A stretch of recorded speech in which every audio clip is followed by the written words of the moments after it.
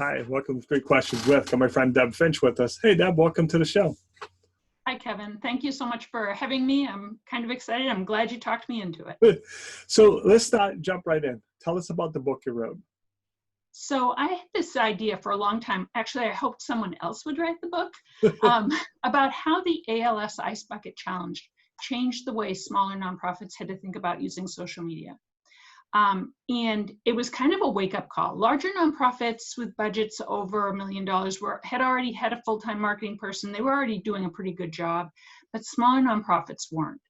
And although they started using social media, they go into it without really a plan. And over, I would hear people say, oh, we just need more posts. And I'm thinking, no, more posts is not a strategy. In fact, I made that kind of the hashtag of my book. But to get them to understand what do you want those posts to do and how they can do it. And I never found a book like this. So at a conference in January, I approached a gentleman from Georgetown University who was talking about a new course he was offering called Content Entrepreneurship, where students work through in a year's process, writing a book, do fundraising to get it publish, and then release their book, and it goes up on Amazon. I thought it was really interesting, and I decided I'd love to bring it to the university, but I thought I probably need to do this first before I put my students through this. No, I really admire the fact that you took that approach because, like you said, all the things that we struggle with as authors, you've gone through it. So when someone's halfway through the semester and they're like, oh, geez, Deb, this is really hard. Like, yeah, I remember being at that point and stuff, but I liked your comment about, more posts isn't the solution. And your book is coming at, in my opinion, a very crucial time for nonprofits. With everything going on, a lot of nonprofits are seeing the demand for their services really increase and their revenue decrease. So they're trying to figure out, okay, how do we continue to meet the needs of our people and have money to do that? You must be seeing that. Absolutely. I think it's really hard. Everybody's trying to figure out how they can do those virtual fundraisers that raise money. It's challenging. You don't want to lose your donor support base that you have, corporate and just general donors. It is very challenging. And social media is one way that you can try to incorporate this a little bit more and get more people involved. But like you said, it's coming up with that strategy. Where we've all seen those posts like, wow, you're doing a really amazing job. I understand why I should give you some donations, because we see that just, donate now.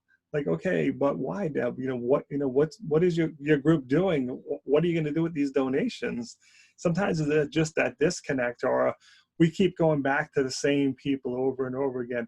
Hey, Deb, good news. I got a really great idea to expand our programming. Can you double your donation next year? We need new friends. Exactly, and it's a great opportunity to network. I noticed that the Lowell Chamber of Commerce, Greater Lowell Chamber of Commerce, ran a somewhat unique fundraiser for multiple nonprofits recently. I thought they did a really good job of marketing it. Their social media was spot on, obviously, in large part due to Danielle, I'm sure, who really definitely understands that role. But it was something I had not contributed in the past, but it made me want to contribute because there were profits on there that I was interested in and I wanted to support. So I think that's the key, is to get people's interest and help them want to support you in a public way. People want to give at this time. Yep. If we're not asking, we're making mistakes. Absolutely. So Deb, let's talk a little bit more about the book. Who should be reading the book?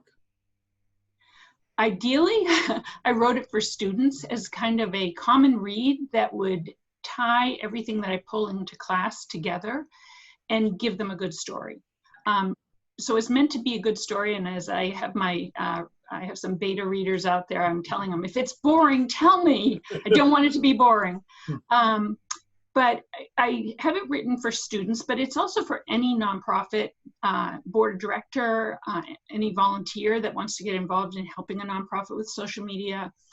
I think it also has, because it includes the story of my friend Melanie St. Croix, who was diagnosed with ALS, and it tells her journey. I weave that throughout the book so that hopefully the reader starts to understand by the end why it's so important that nonprofits learn to market themselves well.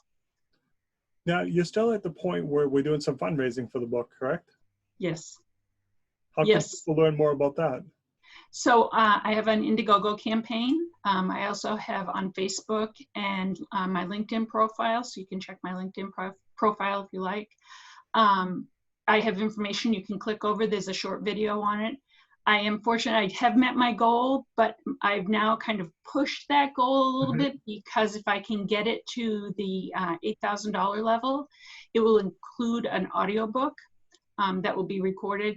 And because I do tell some of the stories of some of the clients of the Lowell Association for the Blind and other local nonprofits, I would really like them to be able to have the audio version. I figured I would just read it aloud, but it'd be way better to have somebody professional read it and make it available. So Deb, what we'll do on the video is we'll put the link to that so people can jump in and support you.